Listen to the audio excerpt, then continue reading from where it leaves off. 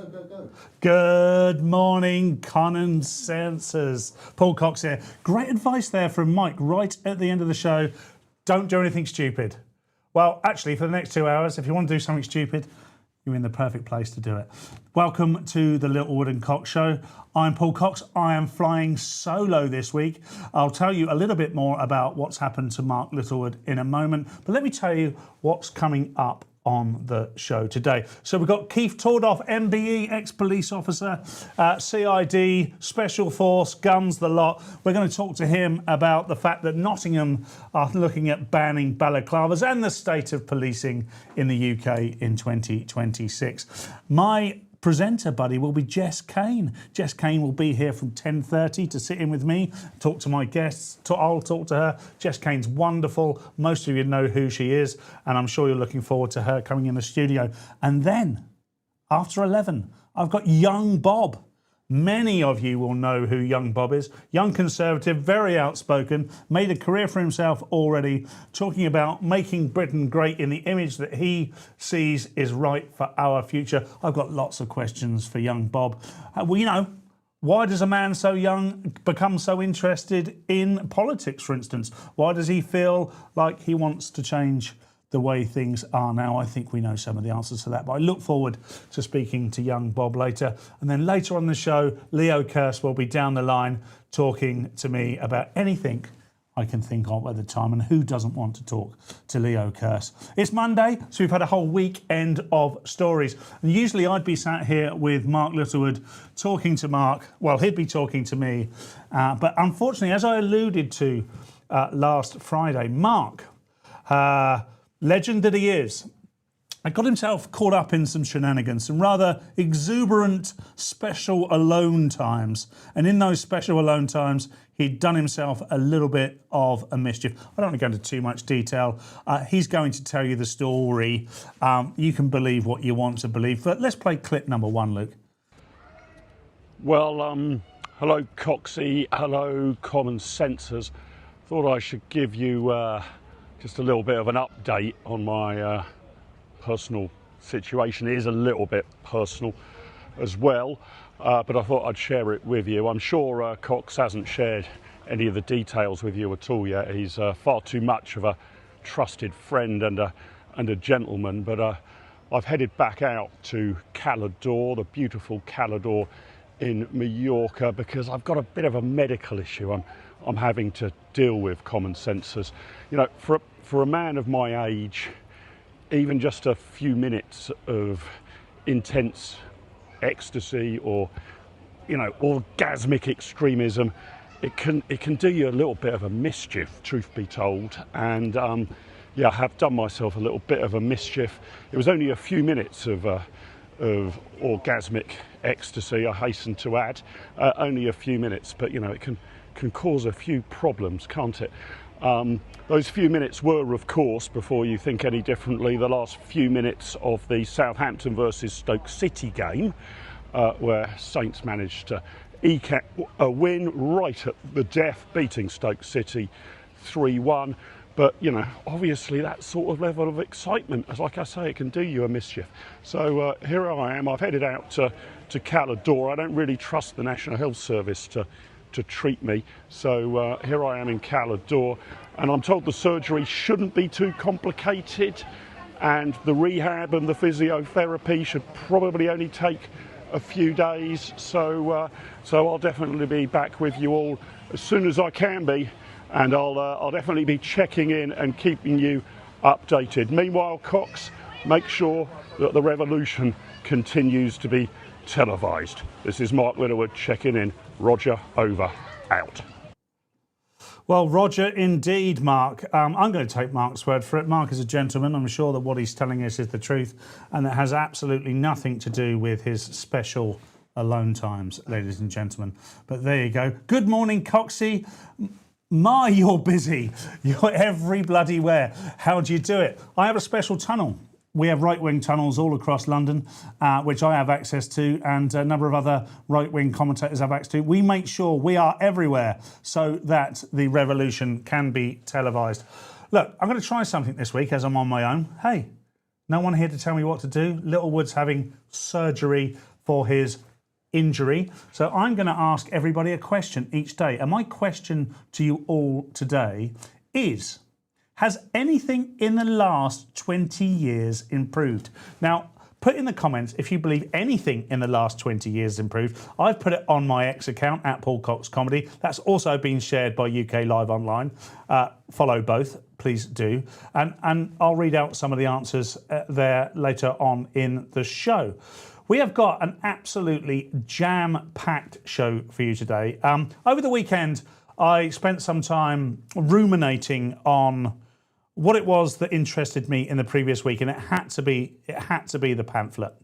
It really did have to be the pamphlet. And I wrote a tweet on Saturday morning, which kind of reflected that. Luke, do we have that image? Yes, we do. Brilliant. Let's put that up. So, growing up, at no point did they mention that our future government. I watched a lot of Tomorrow's World growing up, and at no point did they mention our future government would be releasing a pamphlet advising the third migrants not to wank on the bus. Sorry for the language at this time of day, but I think you know what I mean. And then I have the pamphlet there. Travelling Together, a guide to public transport in the UK. Please don't masturbate on the bus. It's not appropriate and may cause offence. May cause offence.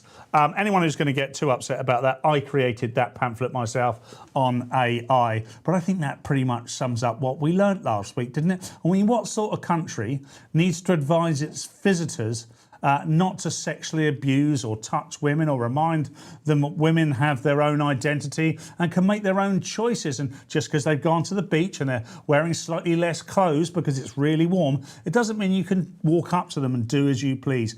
What a ridiculous place to find ourselves in, which is partly why I asked the question, what has improved over the last 20 years? Let me know in the comments. Let me know on X, and I'll be reading them out through the show. Before I do, let's interesting. Let's read some of the comments, and I'll read them all. I don't mind, even if they say things against me. But what we got here? We've got L. Sid Barrett. Please say the pamphlet in the voice of Dolores Umbridge, Coxie. I don't have Dolores Umbridge, unfortunately. I don't have that voice in me. Rob Rees, 3026, and I think unemployment has thrived during the last 20 years. Well, very cynical there, Rob, but I think you're right. Unemployment has risen. Actually, there's a bit of a left-winger in my X comments who says completely the opposite to what we all believe. I don't know what these left-wingers are seeing, by the way. What are they seeing? Does anyone know a left-winger out there? And by the way, this is from someone like myself who, in 1997, when I turned 18, actually voted for New Labour because I thought that was the future. And I don't think my political opinions have changed much, but the world certainly has, and I'm sure that's the same for many of you too. Red Black says, oh no, that's responding to Lou D63. Good morning, Red Black. Good morning, Lou D63. Catherine, sorry, they're so difficult. Catherine Pratt, oh my God, Mark, what on earth have you been up to? Exactly, what a question. What has Mark Littlewood been up to, and has he been playing with his little wood? And is it a super chat? A super chat already? Wow. Us Hull City supporters, so this is from Panda28. Us Hull City supporters are basking in the glory of beating Man United over the weekend, which has put some ex-players disparaging remarks about our beloved team and city. Left with red faces. Sorry, absolutely. Yeah, what a great result. I don't know how many of the common senses out there are very much into the football, but it was the opening weekend. Coffee from Poochie. Yeah, thank you very much. He's looking very smart today, by the way. Got a meeting later, mate. Oh, right. Yeah, he normally just wears his pants around the office. It's very off-putting. But he's in charge. He's in charge. Normally he leaves a little fly open so you can see maybe one dangly nut just to keep us all entertained. But that's Pooch's place, so he can do what he likes, I guess. And we're all for free speech and free testicles here at UK Live Online. What else have we got in the comments? What else has improved in the last 20 years? Mary Kane, my waistline. You and me both, Mary. Look, we've got our first guest, and I'd like to get him on. His name is Keith toured off. He's an many of you know him, by the way, but if you don't, he's an ex-Yorkshire police officer of 20 years. He was CID, he was Special Branch, he was Vice Squad and Firearms. He served on the Sutcliffe inquiry, and I want to talk to him about all things policing. Keith, and good morning, sir. Good morning, Paul. Good morning, Keith. Thanks so much for joining us. Where are you this morning? I'm in North Yorkshire in our original film poster gallery in Little Old Patley Bridge in North Yorkshire. But I did police in West Yorkshire. I policed in West Yorkshire.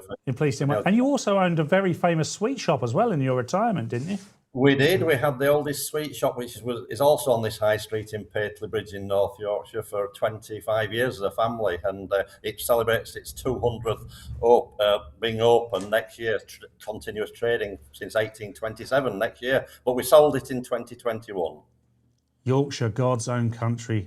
I mean, what a wonderful place. I'm obviously a soft southerner, but I've been to Yorkshire. They can barely understand me, but they've always been incredibly accommodating, and I think they've been very nice to me. I don't know, because I don't understand anything you guys are saying up there. But Keith, look, to serious matters. I've got so much to talk to you about today, but Nottingham are looking at banning the balaclava because of obvious reasons. Now, Why would people want to wear the balaclava anyway, just wandering around? And what do you make of this story, Keith? Well, obviously, certain people wear a balaclava in wintertime for motorcycling, for going on the moors when they're walking, etc. So clearly there are legitimate reasons for having a balaclava. It's obviously been adopted by what I've described most probably as a lot of people would, feral youths on electric bikes or city centre, hanging around with them on.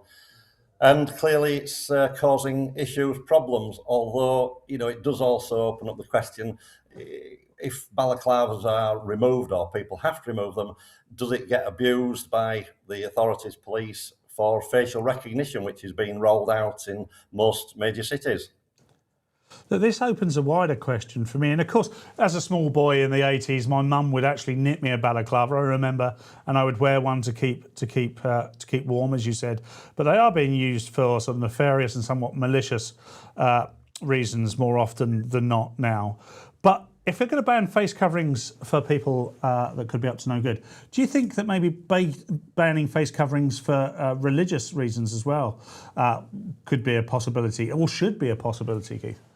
Well, I think it opens up a can of worms, and I think this possibly plays into the present, what I would describe as agenda of whichever party is in power.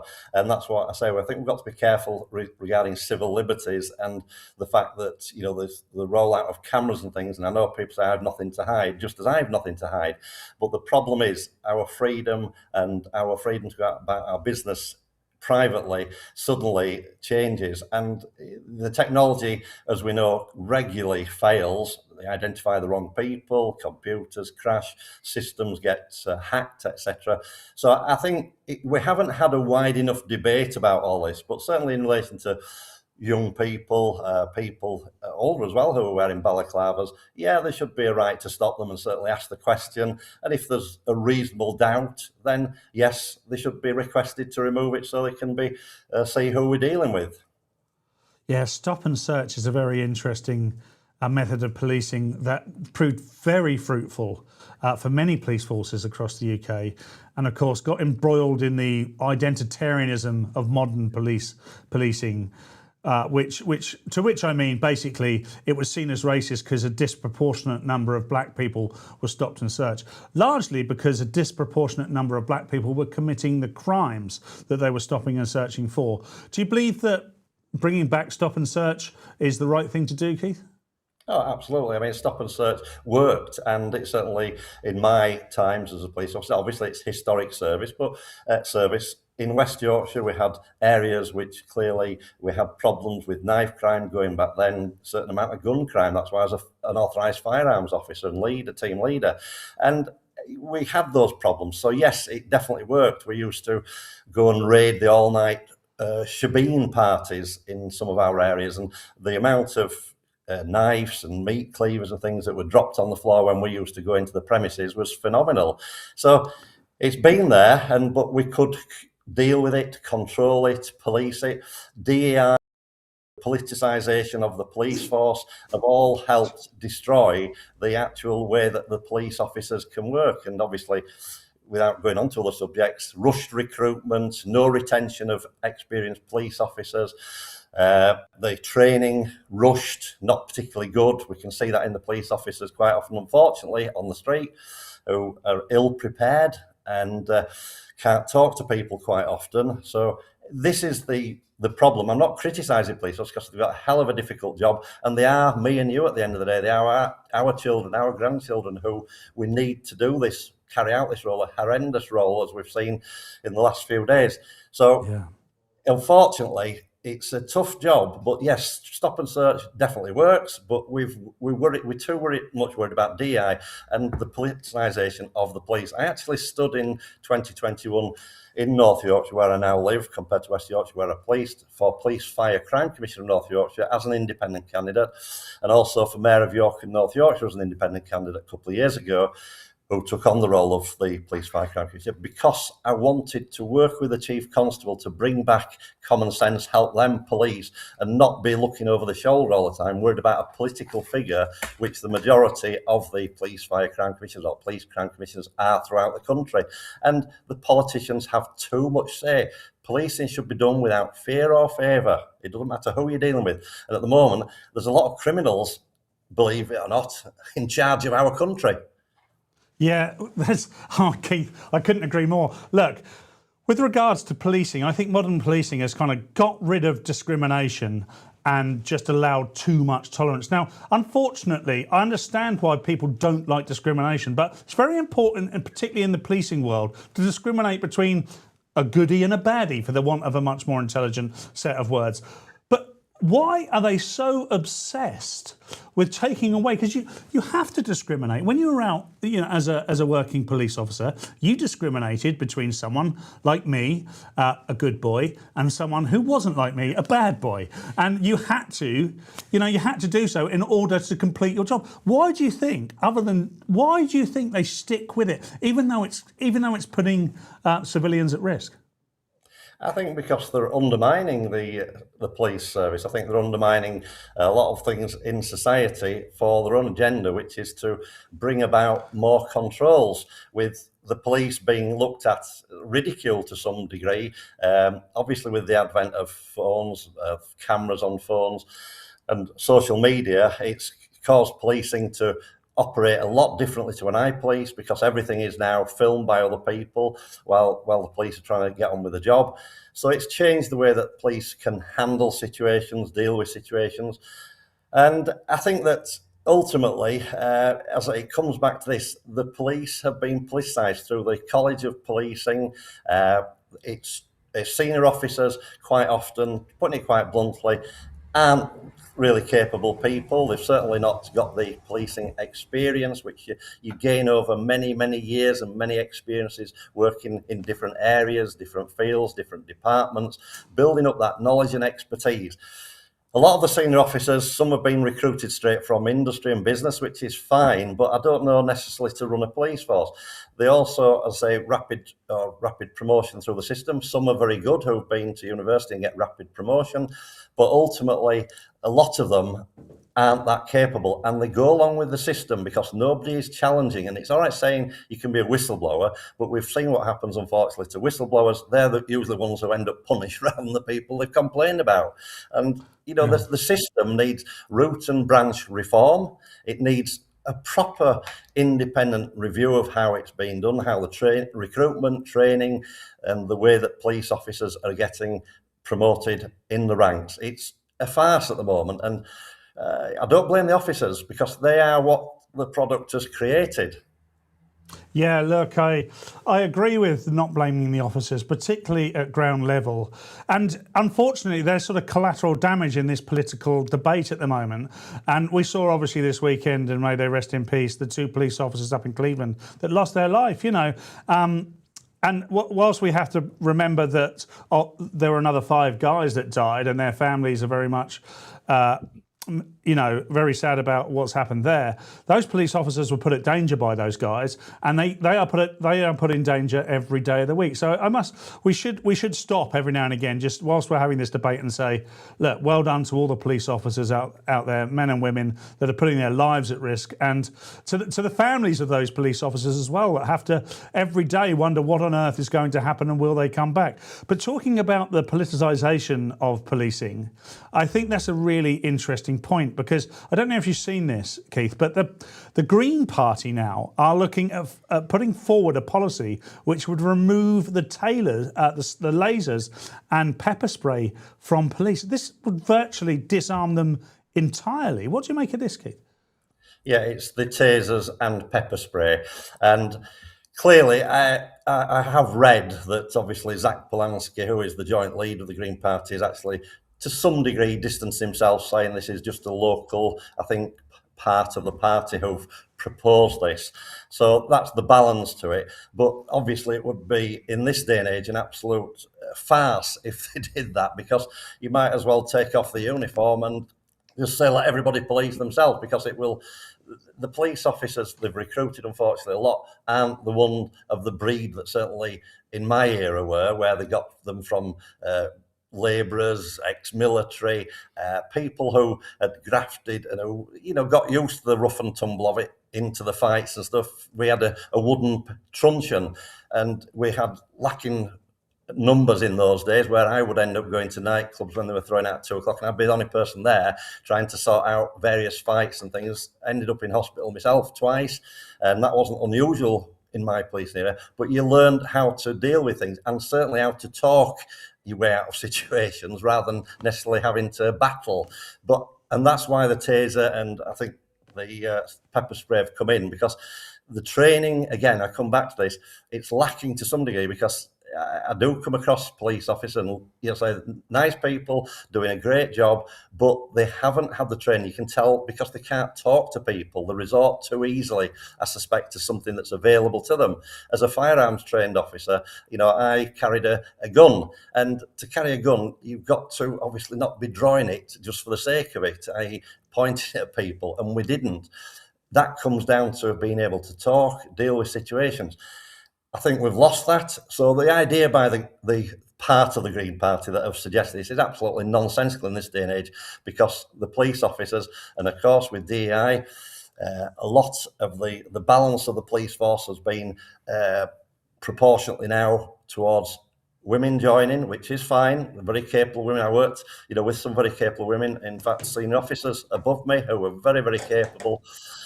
And but we've got a lot who physically, we see it on social media, where they can't detain people, hold people down physically, and that therefore they most probably do need to have the pepper spray, the taser as a backup. And somebody carrying a great big machete, and the amount of, unfortunately, illegal immigrants that have come into the country who look at culturally things different, carrying all the knives and weapons and using them, then clearly we need to keep, at this present time, the tasers, the pepper spray to use to protect the police officers who are trying to deal with very difficult circumstances, quite often arriving at a situation, having seconds to think who is the goodie, who's the baddie, in effect. It's very difficult. Yeah, it is. It is. And Keith, we're very lucky to have people like you to talk to that have got experience of both now and then. What do you think has changed most since when you were a police officer and what police officers have to do now? I think obviously the advent of the mobile phone, because it's clearly a camera for everybody to carry, record everything that's going on. As a police officer, if you were detaining somebody, it wasn't being filmed. If you were restraining somebody, it wasn't being filmed. And it's very easy for people to say, you shouldn't do this, you shouldn't hit them here, you shouldn't hold them there, etc. But when you're actually in that situation and you're being attacked and you've got people who are thumping you, kicking you on the floor, throwing things at you, all the things certainly that I went through in my service, and I'm quite a reasonable guy, so I wanted to talk my way out of things, and I was also a very fast runner if it came to it, I suppose. But I didn't. As a police officer, that's the difference. When you're there in that uniform, you can't run away. Now, I could run fast, but even if I knew I was outnumbered and outfaced, I had to stand my ground, and that's why I've ended up with my nose broken and in hospital for an operation. So, that's what it's about, and you come through it a different character. You have to learn from it. But I don't hold grudges against the people who did things, where I got attacked, etc. It's society. It's what you join for. And unfortunately, cameras, the mobile phone restrict, I think, what officers, they're frightened of what they say in a situation. I wouldn't be frightened of using quite, I suppose, abusive, aggressive language when I was rolling around on the floor with somebody who's grabbed all my nuts. Yeah, you'd be very entitled to, Keith. It's a very good point, though. It's a very good point, because we expect police officers to behave in a completely, unobtainable way. That if you're involved in a physical situation with a couple of guys that really want to hurt you, you're supposed to say, "Oh, blimey, please stop, chaps." You want your police officer to be rough and ready and tough, don't you? Yeah, well, I mean, I did one radio interview. I won't name the interview, but he actually said, you should really call them sir when you deal with these people. Oh, I'm sorry, I actually disagreed at that time. No, you don't, because at the end of the day, you've dashed somewhere. You've maybe had the adrenaline flowing with the blue lights going. You've got a call. You don't know what the circumstances are, other than somebody's possibly injured or there's a massive fight. The adrenaline. You get out of that vehicle, that car. You don't know what you're facing. As an authorised firearms officer, when I was getting out, I didn't know whether I was going to be shot at or not. You know what I mean? You've got a second. Yeah, terrible. So, I'm not going to be calling people sir and madam in those situations. I'm going to literally, if necessary, show leadership and character by taking command. And that might be by raising my voice. It might be swearing at somebody. It might be coming across as aggressive. But that's how you can control situations. And we've become so weak and woolly about everything. Everything's so wishy-washy that's why I say, when I have come across police officers, and I have obviously in the last few years, and certainly standing for Police Fire Crime Commissioner, and I wasn't successful, of course, because if I had been, North Yorkshire Force would be run a lot more efficiently, I'm confident to say, because ultimately I wouldn't have taken over policing again as a police officer. I wanted to work with the Chief Constable to show him that he would have full support to operationally maintain an efficient area for people to live, work and visit. And that's what it should be about. But we've got politicians instructing how it should operate, who they can arrest, who they can't arrest. People who've done wrong, it doesn't matter what tier in society, if they have committed criminal offences or suspicion of it, they should be dealt with. Yeah. And we're not dealing with that because we've got people above us in government, in the police, who are doing things which they're not investigating. They're not actually putting files forward to the Crown Prosecution Service. And the whole system is skewed at the moment so that there's no deterrent. There's no detection. I mean, the detection rates are horrendous. As a working detective, I worked and I was arresting burglars, people who'd carried out various degrees of assaults. I worked on major inquiries, murder inquiries. As you mentioned, one of them, the Sutcliffe era, which I did from 1975 to 1980. We investigated and we arrested people all the time. Some police officers now have been in the service for months or even years and not arrested anybody. I was arresting a few people a week. Yeah. Well, Keith, look, one last question for you. I could speak to you all day long, and perhaps one day we will, but one last question for you. Let's just say, Keith, you're in charge. What's the first thing you would do or change on day one? I would speak to the grassroots police officers, as many as possible, get round the stations, give them confidence that they're going to have a leader who's going to do things, tell them that I will support them wholeheartedly, 100%, as the Chief Constable would, providing they do things lawfully and correctly. But where there's some element of doubt over something that's relatively minor because they've said or done something, that would not be followed up, because there's got to be some common sense brought back to back our officers so they feel confident to do the job. Most experienced ones are trying to get out as fast as they can and get the pensions. Most of the ones who are coming in aren't trained well enough, and therefore that's why we're seeing the situations on the street where people are taking advantage. But these young people who think they can film everything, get away with everything, and it's all social media, they need actually clamping down on and, if necessary, arrested. Yeah, look, Keith, very wise words, and we could do with more men like you involved in policing, and it's a shame that you haven't become police commissioner up where you are, and hopefully maybe, I don't know if you're thinking you're doing, but if you are, hopefully you can. We need some common sense injected back into policing. Keith, tell everybody where they can find you. Yeah, I mean, obviously, I'm in little old Pateley Bridge on the high street, so they can actually physically usually find me there, as you see in this little gallery behind us on the high street. But also, I'm mainly on Twitter, to be quite honest with you, and that's Keith Tordoff, MBE, X, basically, Twitter, Keith Tordoff, MBE. If you look that up, and you can look me up on Google and see what I've been involved in business-wise, community-wise, and, I do hope to do something which keeps on helping society. We need to protect the vulnerable, the young, the elderly, and our young people. We really need to help. And finally, I just say, please, everybody, there's a GoFundMe by the Cleveland Police Federation for the 2 officers who in effect were brutally killed, and we need to support that for the wife of one with his children and the other with his family. We need to support them because that shows that the public are behind the police, and that is the danger. Every time they go out, as you mentioned, we must think of the side of the right rather than the wrong. Very well said, Keith. What a wonderful way to end this interview. Thank you so much for your time today, Keith. I hope you enjoy the rest of your day. We'll see you again very soon, my friend. Keith Tordoff. Let's go to the news now. Hello tributes are pouring in for 2 police officers killed in a tragic A66 crash near Middlesbrough over the weekend. PC Matthew Blades and PC Tom Clough died when a car driving the wrong way collided with their vehicle, also claiming the lives of 5 young men. Families have described the officers as heroes, and fundraising for the bereaved has already topped £250,000. The Knob of the North is heading to Kiev on his first foreign trip, reaffirming UK support for Ukraine and offering help with long-range missiles, despite Russian warnings of consequences. Elsewhere, Iran-linked hackers are reported to have shut down a small UK power plant earlier this summer after a long dry spell, rain and possible thunderstorms are returning this week. And graduates face the toughest jobs market on record as the new university year approaches. Laters, Tigers.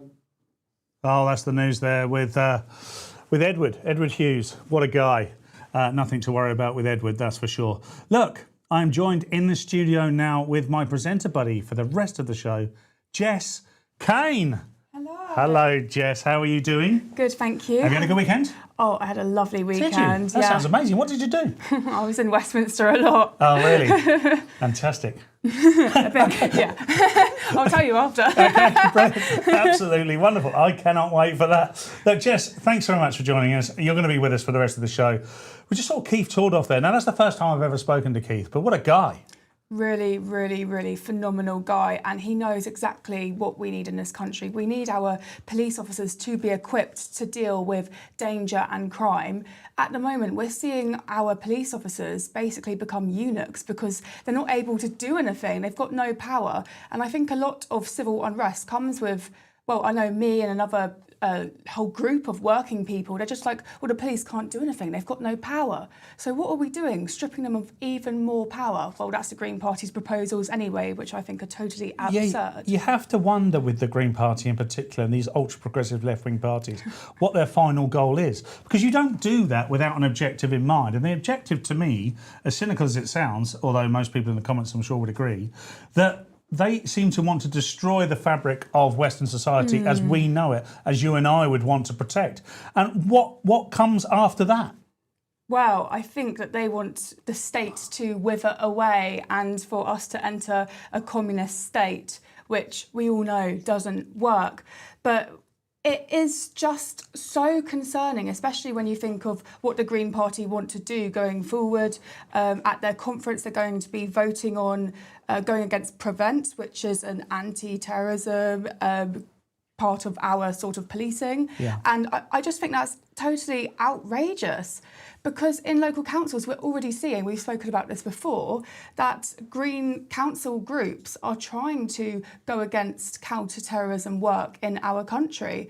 And it comes to a point, you just wonder, when are they going to stop? When are they going to realise that this is damaging our country? I just don't think that they do realise that. Look, Jess, not everybody knows who you are. I can't believe this. There's a lot of love for you in the comments. No one in the comments is saying, who the hell's Jess, by the way. Everyone in the comments going, morning, Jess, how you doing, Jess? Oh. Beautiful, Jess, and all that stuff. Well said. Too much. What about me? I'm here as well. Look, Jess, tell everybody a little bit about yourself, because you're a young woman. You're now quite political, and that's kind of unusual. I think it's fantastic, by the way. But how did you arrive to this point? What happened to you? What shaped your political views? So I went into foster care at the age of 13, and being in foster care, it's a political state. Your whole life is controlled by people you've never even met. Wow. And for someone who is a bit of a rebel, me, I could not stand it. I was kicking off, I was crashing out, and I was like, why can't I do anything? Why can't I do anything? And my social services eventually turned around to me and they said, oh, it's the council's fault. Well, why is that? Why is that? Oh, it's from national government. And from there, I joined the Labour Party when I was 13. Wow. we all say that people, do start off as, but not at 13. Yeah, well, I just wanted to, from the very start, I wanted to totally reform the care system, because I was treated very unfairly and I had a horrible experience in foster care. And I know so many girls and boys who had awful experiences in foster care. And I wanted to change it from the very start. I learnt by about 15 that the Labour Party wasn't for me, and I joined the Conservative Party. And that was a strong 2 years. 13 to 15, you decided politically you were going to change. I was always more of a Blairite, more of a Blue Labour, that's what they're called. Yeah. Definitely, I was always on that scale. And I remember there was so much tension around Brexit building up around that time, because I was born in 2000. So 2014, 2015, there was massive tension around Brexit. The soon-to-be Brexit. Yeah. And I remember going to my local CLPs, I don't know what that stands for, but it's a monthly Labour meeting, and arguing with these people so much older than me, who were calling me fascists for wanting to leave the European Union. Even though I was a member of the Labour Party, I'd been quite taken. So this is a 15-year-old Jess Kane arguing with like 60, 70. dyed-in-the-wool socialists about leaving the European Union. Yeah, and I was totally taken with Nigel Farage as well, and which is really... The crush. Did you actually have a poster of Nigel Farage? No, but I probably could have. Because I went on about him so much, which is crazy, because I was actually in Labour at the time when I sort of was like, oh my God, this guy's amazing. But he was the first person I ever heard talking about grooming gangs in Rotherham. Wow. On it was either on the radio or on the telly, but I was totally inspired, because I'd never heard anyone outside of the foster care machine talk about grooming gangs and abuse that girls were facing within care, and that we as girls in care were being exploited and almost being sent away to go into these gangs. And that was the first time I'd ever heard someone on telly talk about it. So he sort of had me from the start, basically. I loved him from then. That's incredible. And it's actually quite harrowing to sit here and listen to a young woman have to describe how they went through the care system in our country. And it feels to me how you weren't really looked after. Everything you said there was you talking about you finding your own way through. Your political views were shaped by your experience, but it wasn't as if anyone was sitting down and looking after you.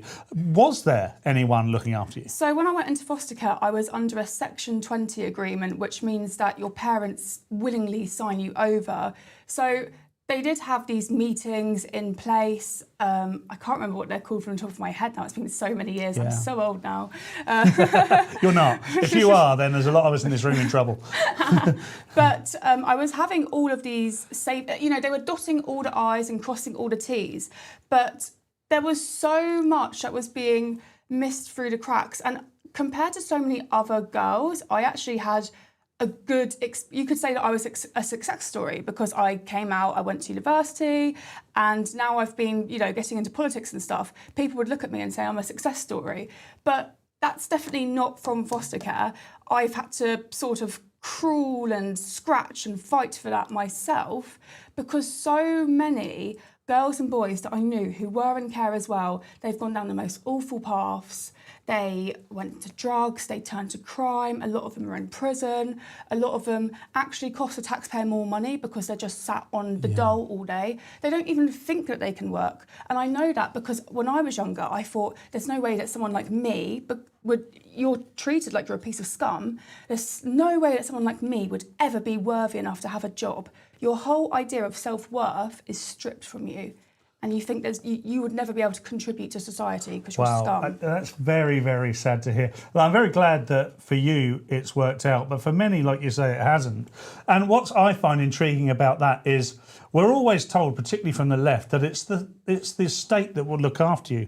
Well, as a child, you were actually being looked after by the state, and what you've described there is the vast majority of children looked after by the state are not very well looked after, and their chance of success is very low. And you actually said something there that I found quite upsetting to hear, actually. You said that somebody like you wouldn't be able to. So at some point, you were led to believe in your life, because you're in the care system, no doubt, that you were only entitled to very little in life. Is there nothing going on in the care system that tells everybody? Because we're told that asylum seekers are more equal than us. Well, this is why actually I feel kind of so passionate about the asylum seeker issue, because I do feel like they get treated so much better than I did when I was a kid growing up in care. You know, they're granted a free phone, pocket money to go and spend on whatever they want, free bills, a roof over their head, a lovely cooked dinner, and they're just given it, no questions asked. And also, despite causing a lot of crime in our country, they're still sort of, waved through, fine, whatever. But for us, because I was in foster care, I'm treated as a crime risk today. If I was to have a child right now, and when I went into doctors and said I'm having a child, they would be obliged to tell social services, and social services would get involved in my life and potentially take my child away from me if they assessed me to not be a good mother. So that is a really, really, really horrible ongoing stigma that is associated with care leavers, and it will stay with us for the rest of our lives. So because you were in care, you will be seen as someone that is high risk to being essentially what they're saying, a bad parent, a bad mother. Basically, yeah. On what basis? Well, I guess a self-fulfilling prophecy. Yeah. And I do kind of get where they're coming from, because you do see a lot of this behaviour repeated over the years in the family, but maybe it wouldn't be repeated if they treated their children better. We only become so chavvy, is how they used to describe us, because they led us to believe that's all we could ever amount to. We could never be better than that. Great, that is absolutely terrible. That is genuinely heartbreaking to hear that. Children that have got possibly one of the worst starts in life. I know there's a lot of good work done by foster carers, but the fact that, what did you say, no? Oh, I think, no. Breaking story, all foster carers are terrible. No, they are some of the greatest people ever. And I do think having foster placements where you as a child go and live in the family home, that is so much better. My last foster placement, I was so lucky. I went into a private fostering institution afterwards, because the first half of my care experience, which was under the state, was so bad. They put me into a private one called Blue Sky, and that was in Shilram near Brighton. Right, yeah. And my last placement with my last carer was really good, and I made loads of girlfriends, and I definitely came out of my shell because I was so shy. I couldn't even speak to someone, couldn't look someone in the eye. Wow. So that was really, really good. And the work and effort put into children by foster carers is just amazing, and they deserve a clap on the back. Yeah, well done to you. I don't want to patronise you, because I know That's all right. I really don't. Saying like, "Oh, well done." That's not really what I mean. What I mean is, despite all the adversity you faced, you stand here today, or sit here today, and I think you've got an incredibly bright future ahead of you. And talking about young people, I asked a question at the beginning of the show to our audience and on X, and I said, what has improved in the last 20 years? Now, 20 years is the vast majority of your life. Do you think anything's improved in the last 20 years? No. Great. No, it's just got worse. People are struggling. So I'm just going to read from my ex comments here, and then I'll go to the comments in the show. Mark Littlewood, actually, never heard of him. Oh, who is that? He said football's improved in the last 20 years. I think that's debatable, Mark. I think that I enjoy football now. Your club, Southampton, Mark, certainly has improved. You were perennial Premier Leaguers 20 years ago. Now you're fighting it out in the Championship with big teams like Portsmouth. Councillor Kevin Asplin said AI and data access. That's probably something that has improved. And there's a debate, I'm sure, about whether AI is good for us, and I don't think we've got to the bottom of that yet. Pixie said, if I was left wing, I'd have lots of things to suggest, although none good. Unfortunately, being right wing, I can't think of any. Most people would suggest AI, but in my honest opinion, AI will ultimately be our downfall.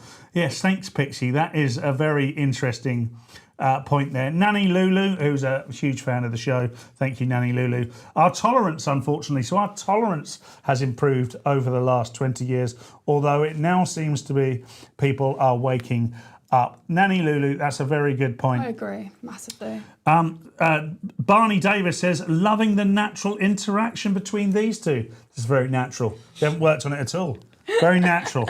I like it. Well, I just want to talk to, same as Jess does. Jess and I are actually from a similar background. I wasn't in foster care, but I grew up in a very working class family.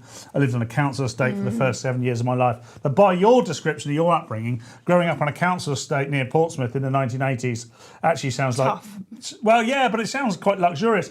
My parents were together. They looked after me the best they could.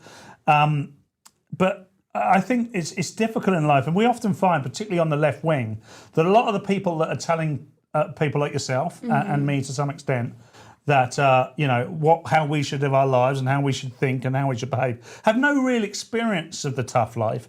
They lived in middle class areas, were well looked after, went on a couple of holidays a year. One of them would have been skiing, and pampered pusses. They've never had to sort of struggle so much in their life. Yeah, I agree with that, actually. I do genuinely agree. What I don't want to do is do what they do to us. I don't want to, patronise them because they were fortunate enough to have that upbringing. Fair play. I'm bringing up a daughter now. She's 17. I've given her a much more middle-class existence than I could have ever have thought of. In fact, I didn't know the upbringing that she's having really existed.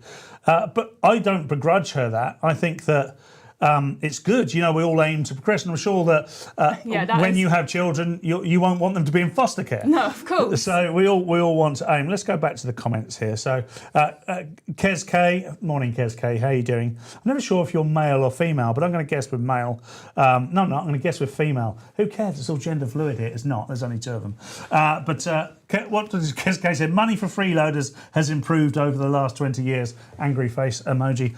I think you're right. I think that's part of the state growing larger. The state is much, much larger now than it was when I was growing up in the 80s and 90s. And I would say much less effective too. Quite. It's not that it was brilliant back then, no. But I would say that it was more effective. Well, they're not utilising the money that they're taking, far more money now that they're taking, and they're not utilising it effectively. For example, my mother is on PIP now, but she used to be on DLA. She used to be on a whole variety of benefits. And I think it's a good thing that the government streamlined benefits into universal credits and, what's it called? Not DLA anymore, PIP. PIP, yeah. But so many people can now claim PIP, which sort of negates it. And my mum has to go through humiliating assessments annually when she's never going to get better. She is really autistic. She's got cerebral palsy. She's got epilepsy. She's got a host of lifelong conditions. She's in a wheelchair mostly. She can walk, but she can't walk very far. She will never be able to work ever, and yet she has to undergo, and so many people who have lifelong disabilities have to undergo humiliating disability assessments annually because we're let down by people in our system exploiting the PIP system, like ADHD. And I've got ADHD, but I would never claim PIP for ADHD. No, that's such an interesting point, because we do forget when we're having these debates that there are many people out there that totally rely on the welfare system to live what most people would take for granted as a regular or normal existence. And for those people, I've always thought that welfare is a wonderful thing. I have no issue, despite being considered now as a right-winger, I have no issue with the welfare system for the most needy. No, we quite. should, as a wealthy first world country, and my goodness, are we clinging on to that status by our fingertips, we should be able to support the most vulnerable in our life. We should support children better. We should support the elderly better. And we should support people like your mum who clearly aren't able to support themselves. Right. And there's nothing wrong with that. But we need to get the leeches off. Yeah. We need to flick the leeches, get them off.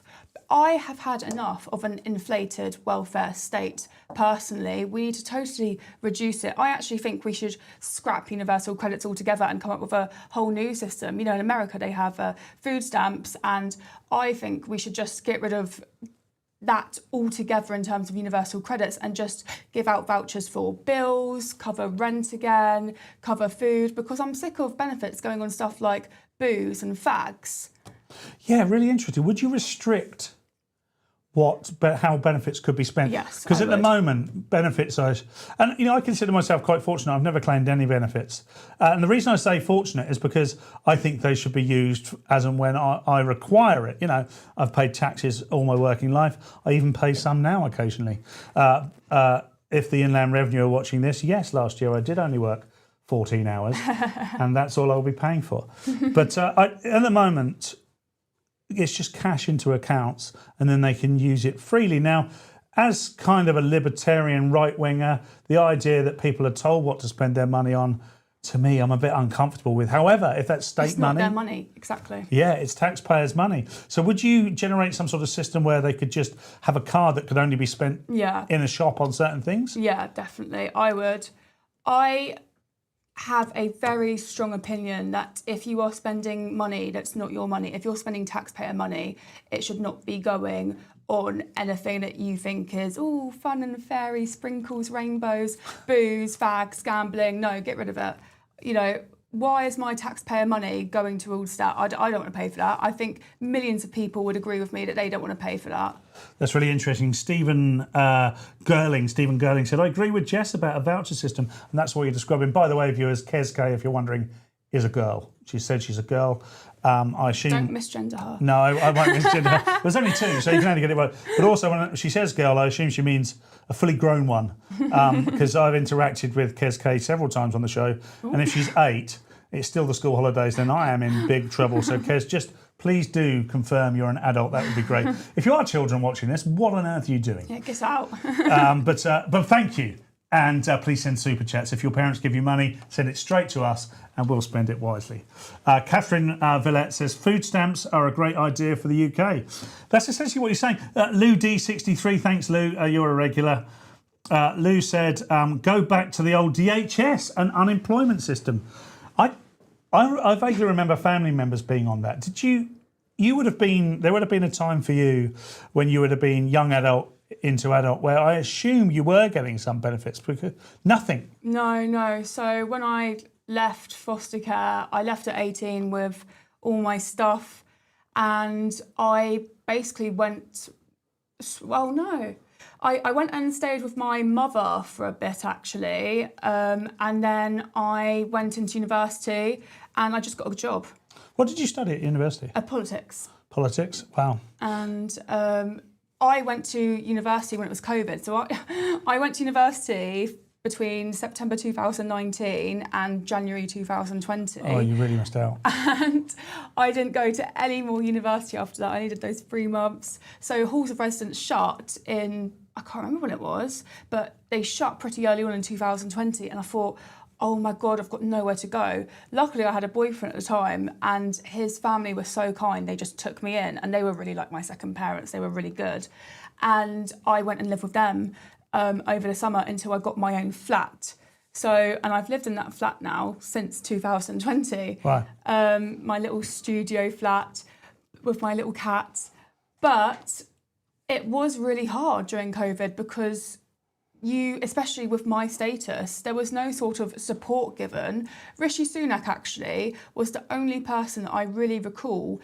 He gave some financial help to care leavers. We got, I think, a bursary of like £500 over COVID, which really helped me pay my lecky bill. And I was really grateful for that. And yeah, that was really good. But other than that, it was a real struggle and we were totally forgotten about. See, this is what I was saying earlier. They want to make the state bigger, but the state is so ineffective and doesn't look after anyone. I've got some news, ladies and gentlemen. Kez K has said, I'm as old as my little finger and a little bit older than my teeth. So very funny, Kez. I think I know what that means. That's certainly old enough to be watching this show. Debbie Langton says, why do you think traffic wardens were hated? I'm not sure what that's about, Debbie, but I think it's because they fine us. I managed to dodge one this morning, actually. Some of you will be aware that I was not just on this station. There are no other stations, really, but I went somewhere else just to see what it was like this morning. And I didn't have a chance to pay for parking. Got in and out just as the warden was coming. Coxie's on the run. Didn't get caught. So Lou D63 says, don't say that, Paul. My 7-year-old grandson knows my PIN number and he's watching. Oh well, I don't know who your grandson is. Obviously, that's what a weird thing to say. What I mean is I don't know what his name is. I don't know who your... Imagine if I said, I know who your grandson is. What a lad. But thanks so much for watching. Sorry, you was expecting a tough political debate, weren't you? But then you got me. Lou D63, thank you. Hope your grandson is well, certainly after watching this and watching this with me. Dodgy Git. Hello, Dodgy Git. Dodgy Git. Cameras on traffic ward. Oh, cameras or traffic ward. So there seems to be a debate going on in the group here that I'm entirely unaware of. Oh my God. Debbie Langton. All city town halls hold this information and at what? What? All city town halls hold information well, did King Charles knows Blair. See, I understand all of those words, but when you put them in that order, I have absolutely no idea what that meant. But thank you. And please do put things in the comments. I will read them out, obviously, even if they don't make sense. Jess, we'll be going to the news very shortly. But tell me something. You've seen the news today. Is there anything that's really getting on your nerves at the moment? Is there anything in the news that's... Because we're in silly season. And is there anything that you're thinking, why is this still happening? Well, I think for me, actually, I've looked at the news today and it's been a lot of policy dropping, which I've been very pleased with myself. Reform of social housing policy has dropped. But what I have found irritating are the people critiquing it already and just saying it's a racist policy because it's a policy that puts Britons first. And I just think that's ridiculous. How are we in 2026 still using the same woke liberal arguments from 2016? I just think that is something that really grinds my gears. A party, look, there's no secret I'm a reform supporter, right? But a party that is actually putting the British people first in terms of social housing in an era where it's so difficult to have a family right now, to settle down, have kids, it's so expensive. The government, or the Reform future government, will make it easier for Britons to have families and to live cheaper, and people are saying it's racist. That's incredible, isn't it? You think that putting the incumbent culture and incumbent people of a country first is now framed by the left as racist. But that has worked, Jess. Trust me, that has worked for maybe 10 or 20 years now. And I think we're just starting to see the chink people are waking in that armour. up. Even people of colour, right? It's not just people like you and I who are just by happenstance of birth happen to have the shade of skin that we do. I think even people of colour, because the whole thing is racist. The idea that we have to lower expectations. I saw the other day there was I think Afghan or Sudanese refugee, 20 years old, had got his GCSE results. I'm going to talk to Leo Curse about this later. And they were banging on about what this marvellous achievement was. He's a 20-year-old who just got, who just did fairly well at a children's assessment. And it's like, look, we don't need to hold these people in such low regards. I'm in agreement with you. I'm not a member of any party, and I think they'll probably stay that way because I like to commentate. But I'm definitely a fan of reform. Do you see yourself working with reform? Are you doing anything? Is there anything coming up in the future? I don't know yet. Would you like to? I think I would like to. I really do agree with a lot of their policies. There isn't one really that I can think of that I disagree with. And I am so passionate about our country changing and getting rid of this wokeness that's overtaken us for the last, 20 years, I'd say 10 years even. And I think Reform are the only party that can do that. Yeah. So I'm fully behind them, and I would like to work with them, but who knows? I'm at the very start of my career. Here you are, but I think it's going to be quite a break. There were lots more to come from you, Jess. We're going to go to the news now, and we'll be back shortly. Hello tributes are pouring in for 2 police officers killed in a tragic A66 crash near Middlesbrough over the weekend. PC Matthew Blades and PC Tom Clough died when a car driving the wrong way collided with their vehicle, also claiming the lives of 5 young men. Families have described the officers as heroes, and fundraising for the bereaved has already topped £250,000. The Knob of the North is heading to Kiev on his first foreign trip, reaffirming UK support for Ukraine and offering help with long-range missiles, despite Russian warnings of consequences. Elsewhere, Iran-linked hackers are reported to have shut down a small UK power plant earlier this summer after a long dry spell. Rain and possible thunderstorms are returning this week, and graduates face the toughest jobs market on record as the new university year approaches. Laters, Tigers. Well, I'm very pleased to say that in the studio with me is another young, conservative, politically engaged man. Not that Jess was a man. I'm getting very confused with genders this morning. Jess is clearly not a man. But I've got young Bob with me. Morning, Bob. Am I okay to call you Bob? Yeah, well, you call me whatever you want. Hope not hate. Always get my name wrong. So you What do hope not hate call you? So my real name's Thomas, but my baptismal name's Gregory, and then Bob is obviously another name. So that it's interchanged them. But my legal name's Thomas. So do they think that they're sort of dead naming you when they call you by Gregory or Thomas? Or because I mean, hope not hate. I think we can mutually agree are a malicious outlet. Yeah, like even protesters now, they read my file and they'll sell the name as if I've got a problem with it. But I got my name from Speaker's Corner, so it's just sort of a tradition to go by a pseudonym. But when you engage more into politics, when people interview you, they don't want to put you down as young Bob. So Bob, you don't know what I was going. How old are you? 18. 18. Wow. Yeah. So you were born in 2009? 8. 2008. I've got a daughter who was born in 2009, and I'm not sure that she's ever been as politically engaged as you are. I'm not sure she will ever be as politically engaged as you are now. What, as a young man, brought you to the point where you became so politically engaged? Well, first of all, just being around it. So, of course, people are called vocationally to do different things, which for me was politics. So just being engaged and surrounded by political figures all throughout my life. There's the clip bite if the left want to accuse me of being indoctrinated. But I also just believe as well, because I'm a Christian, that we should go out into the public and call out error where we see it. And nowhere else do you see error but then the woke left. So when I was in secondary school, I was part of several different theatre productions, and I sort of saw the wokeness and the degeneracy for myself. And the lack of them being diplomatic with their views, the fact that they ostracise people immediately if they move away from their orthodoxy, sort of showed me that you can't be diplomatic with these people and you need to engage with these ideas and sort of destroy them. Yeah, what have you learned from talking to essentially strangers? Now, I've watched a lot of your videos. We've never met. It's a pleasure to meet you. But I've always been incredibly intrigued by your videos. I don't see your videos as clickbait. Now, people on the left, ultra-progressives, will go, this is just clickbait. He's saying the first outrageous thing that comes to his head to try and trigger people into getting clicks online. I don't get that sense from you. I get the sense that actually you passionately believe in this and that you are doing it for what you believe is a greater good. What have you, we'll get back to that, but what have you learned from talking to essentially strangers on the street? Well, people always say that, and in retort what I would say is that we're just simply drawing the line where we disagree. The British people are quite polite, we're becoming slowly but surely quite more political. Yes. So we're drawing the battle lines, so to speak, not to sound too violent here.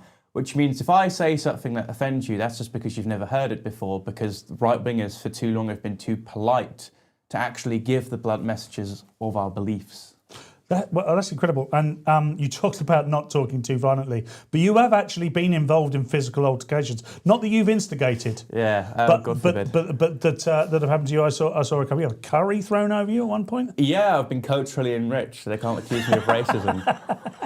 So I've had a barrage of different food items thrown at me: beans, eggs, curry, a bottle of Chardonnay once from a drunk woman outside of Camden Town. What a waste. Yeah, I know. That's literally every single person I say says that. So you've sat outside a Camden Town tube station, probably the epicentre of woke in London, actually, I would say, and debated people.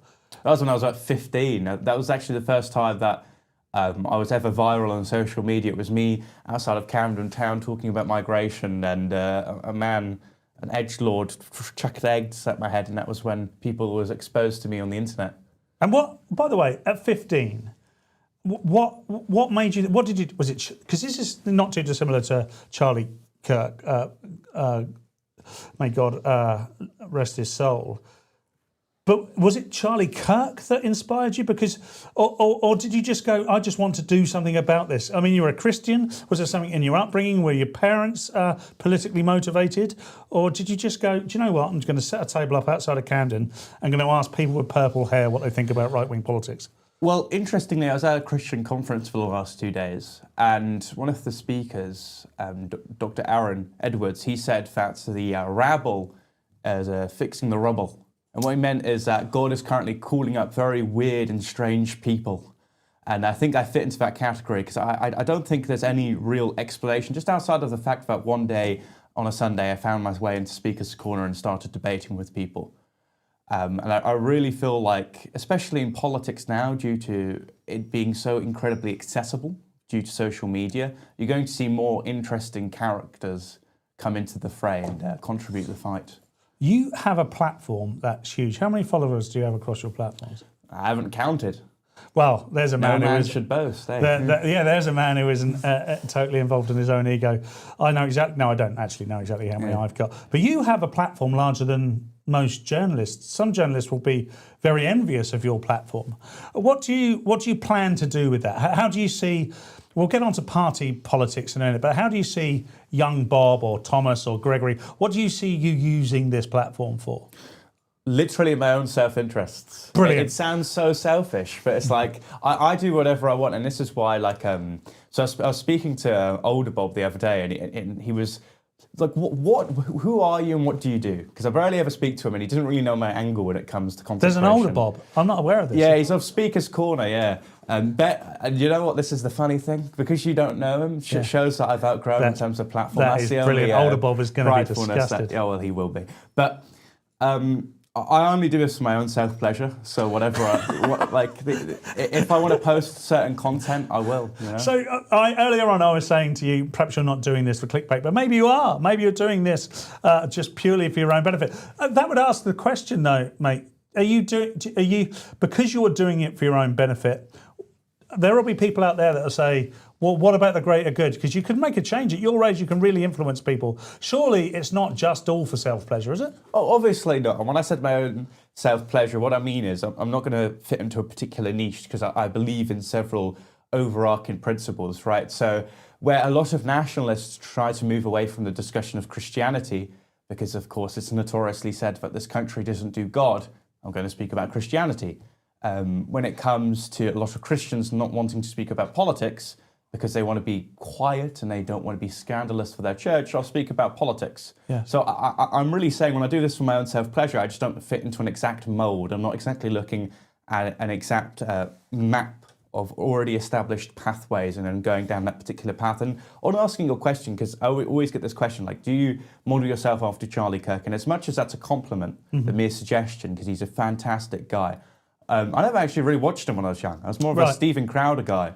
And then people have caught on to that who've watched more of my videos. I hardly take myself too seriously at all. I take myself with a degree of humour around with me, which means I would never have the grace and reverence of Charlie Kirk, because after he was assassinated, and there was a period of time where I was working for Turning Point UK, I was told, watch as much videos and consume as much videos of him as possible. And that was really the only time that I began to start watching his videos. I watched them before when I was about 14, 13, but I mostly watched other American influencers at the time. And what you could see is, slowly but surely, the grace and reverence of how he was speaking to people. Because he started out, actually just wanting to troll liberals. I spoke to many people that Which knew is him. fun. Which is good fun. Yeah. But then I feel like as more and more he was receiving spiritual guidance, as more and more he actually got more of a three-dimensional understanding of the people he was speaking to, he sort of came to the conclusion that these aren't people you should just debate with as if they're your enemy. These are potential voters, these are potential people that could be your friends and ultimately believe in what you can believe in. So come at it not trying to destroy them, but convince them. Yeah, I like that. I really do. And you're a Christian. Were you brought up a Christian, or did you come to your faith as part of this political journey, or did the political journey start because of your faith? So I started out as an evangelist at Speaker's Corner. I was cradily born Catholic, then fervently received and baptised into the Eastern Orthodox Church about a year and a half ago on the day that Lazarus rose from the dead. I was never intending to do politics, had a great admiration for a lot of political pundits, wasn't really engaged into the political scene here in Britain. And it was really where a few people from Speaker's Corner that are started inviting me speaking at these little street demos as the migrant hotel protests were starting up, that one of the particular speeches that I simultaneously did at the Southern Britannia International Hotel got quite big, and people just kept on inviting me from there, and it was that slow transition from doing solely Christian content to doing Christian and political content. But I've always had my Christianity as my ground. I say to people who ask me, what is my advice? You should never take my advice, anyone but me. But I would say, would you rather go to hell or would you rather do this? And obviously the question should be, well, whether we want to be saved or not. So is Britain a Christian country? Constitutionally, absolutely. But I am more than happy to admit that most of the people in this country are not. And I feel like that is, for many Christians that want to force Christianity down people's throats, we have to understand that you have to examine the country that you're evangelizing before coming towards an actual solution, right? So I'm assuming when St. Augustine was baptizing pagans, he had to make an assessment of, well, what does this country actually look like? Well, it was a pagan nation at the time. So in the same way, we have to identify the fact that most people are secular. Even in America, secularism is creeping up. Over 22% of people who are born into Christian households in America deconvert and no longer identify as Christian. So I think there's a large apostasy in the West, people moving away from Christianity, even amongst young people. Pew Research have shown that we have a record high amount of cultural Christians no longer identifying with the Christian faith. It's interesting, secularism is taking over, and I think that's part of apathy. I think that's part of big state. I think people are starting to look towards the state as their guidance. And of course, that's, we were talking to Jess Gain, who's still with us actually, and I'll bring her back in a second. But Jess was talking about her upbringing within the care system, and that's just an extension of the state. And it felt to me like the state really failed Jess, and all of Jess's successes are as a result of her hard work. Do you believe that people have sort of given up on Christianity or faith because they don't believe in it, or do you believe that successive governments after successive governments have essentially said, you don't need God, you just need our version of faith? I certainly think that big corporations and big states have sort of made an idol of their own individual self, especially looking at the post-Enlightenment era. I also think as well there's a fear of hyper-individualism also doing that as well. I do think we need involuntary communities that people can find themselves in. Even in the care system, it used to be Christian institutions. Christians were the ones to found orphanages. So, we have all these institutions that used to be with God, but no longer with God, and look at the fruits that they bear. Yeah, I do happen to agree with that. So that leads me on to Islam. Yes. Now, Islam is a very persuasive group of people. There's politicised Islam, which often leads to the terror attacks that we've seen. There is a more passive version of Islam that are leading us to believe that they wish us no harm whatsoever. My personal view is that this should never become an Islamic country. Do you believe it should become an Islamic country at all? Absolutely not. However, what I would say is, with like many religions, when they come into a new country, there's this distinctive form of Islam forming, which is extremely apathetical to the Islam that you may see in the Middle East. So I want to move away from the sort of intellectual sloppiness of like AI-generated memes of like what Islam looks like, or it's all the Muslims, and rather say that I detest Orthodox Islam or what it's looked like historically. I think a lot of the morals are easily explainable within the 7th century. I don't think you should have a 7th century set of moral systems in today's country. However, what you're now seeing in a lot of communities in Britain is a liberal form of Islam. People like Layla Cunningham or Z Yusuf, right? I think they're pretty good examples of a form of liberal Islam that is unique to Britain, which doesn't exactly possess any of the problems that we now see today. And quite comedically, going back to my Speaker's Corner routes, an apologist called Ali Dawah, he's a Muslim, he's receiving a lot of flack now for calling this stuff out. Because a lot of Muslim converts, especially, they're no longer wearing the hijab. They're no longer fulfilling the obligations that need to be fulfilled for women in Islam. So there's that moving away and creating this new branch. In the same way that Anglicanism was formed from the West, from Rome, you're now seeing Islam forming a new form of Quranist-only liberal Islam in the West. And if in small portions of the country that exists, I don't really care. But if we have Muslim hate preachers that believe that you can have intercourse with children, or they don't believe in consent laws when it comes to women, or they don't give women the same rights that men do, that's where we should probably be blocking visas and not allowing these people into this country. Yeah, look, it's a very divisive subject, but I think it's very simple, actually. You make a binary choice, and this leads me on to reform, the right wing, conservatism, restore. You mentioned Zia Yusuf, you mentioned Layla Cunningham. They're obviously very much part of the infrastructure within what Nigel Farage has created in reform. Are reform going far enough for you? I wouldn't say so, but I would say that I understand tent building, coalition building, but what I would say is that you have to assume a degree of trust, right? So most right-wing figures won't give what they ultimately fully want, or they won't communicate fully what a right-wing government would do. Because if you communicate it in the wrong way, we see this with Keir Starmer, you completely fail, right? Because people won't resonate with your message too well. And you need coalition building, and especially a lot of the old Labour seats and Lib Dem seats. But there has to be that degree of trust. Now, I don't think polled amongst the electorate, especially considering the £5 million scandal with Nigel Farage, there is that current degree of trust that reform can be tent building whilst also keeping to its true right-wing principles. So the way I've always dealt with reform is that they're the best out of the worst bunch electorally. If you consider all of the current candidates who could potentially form a government. However, I don't trust them to fully be a right-wing entity that could be principled enough for what I would actually, be fully supportive of. And who would that be if it's not them? It would definitely be Restore. But I understand that currently the only seats that they are viable in is in seats like Great Yarmouth. But Rupert Lowe is an influential character. Yeah. He has a legitimate place in British politics, does he not? Absolutely. Many people would argue, perhaps reform voters, especially dyed-in-the-wool reform voters, would say that he doesn't. My opinion is that it's unequivocal that he's carved out his niche in British politics and that he has something to contribute. However, I agree with you that reform are the most solidly reliable, likely party from the right to perhaps form a government. Can you see a Reform Tory Restore pact? I don't think. I think that it's purely optical, and I think that pacts are actually quite informal.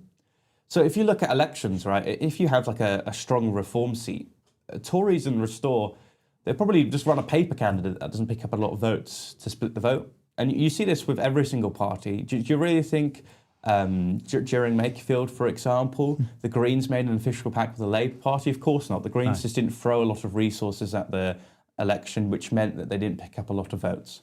So for many people, they see on X potential for a pact being shot down by one party or another. I would say, of course they wouldn't, because it would upset their donors, it would upset the members of the party who maybe came from the Conservatives, maybe came from Reform to Restore, or vice versa. But these things are informal and happen during a general election, because then they just run paper candidates, because you don't want to waste money on elections that's unwinnable. So, with all that in mind, does young Bob, does Thomas see himself I don't know why I'm asking this in the third person. It doesn't make me look very clever. But do you see yourself as somebody who can influence politics in the future? I mean, you're 18 years old. You've got forever in front of you, God willing. And do you see yourself as becoming someone more influential? Do you see yourself joining a political party or standing for office? I don't think so. Deciding going into more ministry, like training into the diaconate within a church. But by God's grace, I'm open to nearly everything, to be honest with you. I didn't know that when I was like 15 I'd be doing this. No. You know, whatever happens, happens. I'm just going to keep on going forth with the ideas that I believe in, hold them to the chest, protect my heart, go out into public square, promote them, and if that helps a certain party that agrees with me, that's fantastic, glory be to God. And if that means at some point I'm invited to stand in an election, it'll happen. Look, I genuinely believe that you are someone who has created a platform for yourself. You are very persuasive, and that there should actually be a legitimate space for you. There are many, I've seen interviews with you where people are trying to catch you out or trying to persuade you away from one path and onto their path. And that's not something I would ever do. It's entirely up to you what you choose to do. But because I'm on the right wing, and because I believe in freedom and for the individual, I believe that someone like you definitely should be heard. We don't have young right-wing voices that are as prevalent as yourself and Jess, and there's Ellie Hodges and there's Anna McGovern.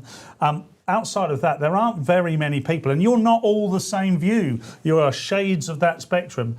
Do you think it's possible to win over young people? Are you seeing any change whatsoever? Definitely, but I just don't think the young people that agree with us are politically active. Like we say, we're like the school of thought of common sense, but that's pretty true with the people that support us. You know, like I was up in Morecambe doing a Christian conference, and I was with Father Brett Murphy, the priest of the church that was hosting the event, and we were walking out after going to a Wetherspoons, and it was quite late at night, and all, like 20 young people all came up to us knowing who I was, and they wanted to take pictures. None of them seemed like they were really interested in politics. They just found some of our videos quite amusing, and they could tell that I was winning a lot of discussions over, which means they were very sympathetic to my worldview. So I think that when a young person's on the left, they're really active, which means that you see them on show and display a lot. But when someone's on the right, besides from a few margins of people who are outspoken on the right, many of them just live normal lives, you know? Yeah, I dare say one of the reasons you see them more active is because they're encouraged more. They're more when they share their views, they don't see the vitriol that you see. I've never seen curry being chucked over a young left-winger sharing views about socialism or, you know, hashtag kindness. I think people are squashed into little boxes and told this is what you must think and this is what you must say, which is why I think your opinions are incredibly valid in this discourse. Thanks so much for coming on, mate. I really, really do appreciate Absolute it. pleasure. I wish you all the very best, and please do come back again. Let's go to the news quickly. Hello tributes are pouring in for 2 police officers killed in a tragic A66 crash near Middlesbrough over the weekend. PC Matthew Blades and PC Tom Clough died when a car driving the wrong way collided with their vehicle, also claiming the lives of 5 young men. Families have described the officers as heroes, and fundraising for the bereaved has already topped £250,000. The Knob of the North is heading to Kiev on his first foreign trip, reaffirming UK support for Ukraine and offering help with long-range missiles, despite Russian warnings of consequences. Elsewhere, Iran-linked hackers are reported to have shut down a small UK power plant earlier this summer after a long dry spell. Rain and possible thunderstorms are returning this week, and graduates face the toughest jobs market on record as the new university year approaches. Laters, Tigers. Ready? Well, so I think that was a thoroughly interesting interview with young Bob. Charlotte's brilliant. Obviously, we all love Charlotte. Charlotte sorted out that interview. When she said young Bob is free and would like to come on, I jumped at the chance. I think that young people in politics have to be able to be heard. And that includes left-wingers too. But what I would say, as I said towards the end of Bob's interview there, they've had the platform forever. It's entirely acceptable to be left-wing and come out and say socialism is great and everyone should get welfare and everyone, no matter what their religion or where they've come from, should be welcomed into the country, and none of it ever be challenged. Bob, Thomas Gregory, however he wishes to refer to himself, is a legitimate voice and has carved out a platform for himself.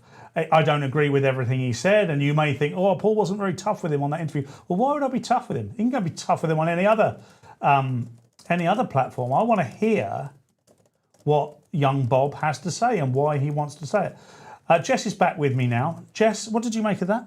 I thought that was really good. I think young Bob is a really measured and reasonable guy. I've actually got a lot of time for him. He's really lovely, and he does approach all of his commentary from a school of thought, and no matter what political affiliation you are, you can't help but respect that.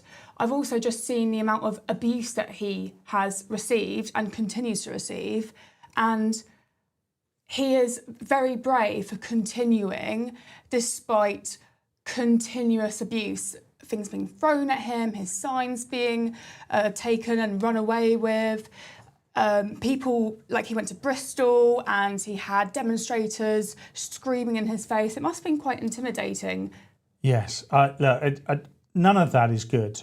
And I think, but all of that is good to see in the sense that I think what young Bob is doing there is showing the rest of the country, in fact, the rest of the world, how people behave. I don't actually think he's that antagonistic. When he talked about Stephen Crowder, who is a comedian and very much likes poking the wasp's nest to see what comes out, making fun of... He is not a rage baiter. He does not go out there with the intention to upset anyone. He just sets out his thoughts respectfully as well. He's never rude. I have had many debates, nothing obviously televised or official or anything like that, but I have had conversations with young Bob and it's always been really pleasant. I've personally got a lot of time for him. I think he's a really nice guy and he does think things through rationally. Obviously he was coming on UK Live Online. He knows who Mike Graham is. I'm pretty sure that Bob didn't know who I was. He never came with an agenda there. He didn't know if I was going to be pro young Bob or anti-young Bob, or if I was going to say, a young man like you should be doing better things with his life and you should be careful, my son, because out there it's very dangerous. And if you do things and say things, people are going to attack you. I don't want to say that. The man is 18, okay? There is a sort of a parental aspect about this, but he's a man, he's a young adult, he can make his choices and he's making them. And I think we should absolutely encourage people to do that. Would you consider going out and sitting in public though and challenging the strangers in public in the way that young Bob does? To be honest, I don't think I would, purely because I would just get frustrated with the fact that people, they do not want to listen and they don't use reason when they talk to young Bob. I do think his method is effective, but I personally don't have the patience for it. When I've watched his debates many, many, many times, he will always go ahead with reasoned, measured commentary, and he will just get, oh no, I just don't agree with that. No, I don't agree with that. And it's like, why? Why? For instance, defining what a woman is. And you'll just get these nutters who refuse to even engage, and they're just trying to clip farm. They're trying to have their own viral moment. And I think sometimes it doesn't help platforming these idiots. No. But I think he's doing some great work. He is doing some great work, I think, and you don't have to agree with him to be able to say that. Look, there's lots of comments coming in here. Red Black said, young Bob can stand his ground in this crazy world. Yes, I'm sure he can. And, by which I mean in terms of intellectual debate, I hope he doesn't get any more physical interactions, but I fear there will be many more. Molly Darcy said, wonderful young guests. The future is bright. And 3 kisses there from Molly. 1 each, I assume, for me, you and Bob. I'm taking one of them anyway. Lou D, she was answering. I'm always reading out Lou D. Lou, you get loads of coverage, but that's because you interact so much. And I do encourage everybody else to interact as well. Chris W was saying you can't reason with stupid, but Bob gets very close to it. Yeah, demonising the left as stupid for me is something I'm not comfortable with, because one of the things that brought me onto this side of politics was the reaction to Brexit. Now, when Brexit came around, I was in my mid-30s. I was living in London essentially, and I thought, you know what, I'm just going to vote for Remain. I had big questions about the European Union, but within a day, the reaction to it and the idea that the people have spoken and then the authority were going to overturn it. Yeah. I was like, no. And then obviously Trump happened and COVID happened. And I remember thinking, there's something not right about this. I really don't like it. David said, exactly, Coxie. He's a man. We all make our own decisions.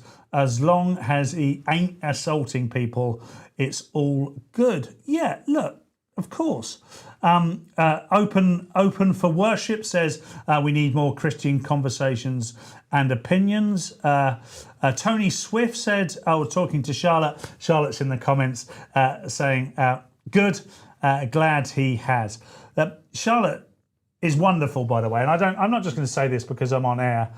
She does a tremendous job behind the scenes. Really, really good job. We got Luke the Duke on the buttons today. He does a good job as well, but he's no Charlotte.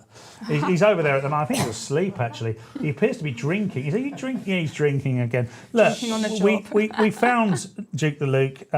He was outside one of the establishments here in Vauxhall, and we know what that means. And, we've brought him in. We've brought him in, and we're doing him a favour, but he still drinks and sleeps on the job. But Charlotte does a fantastic job, as does the Duke, of course.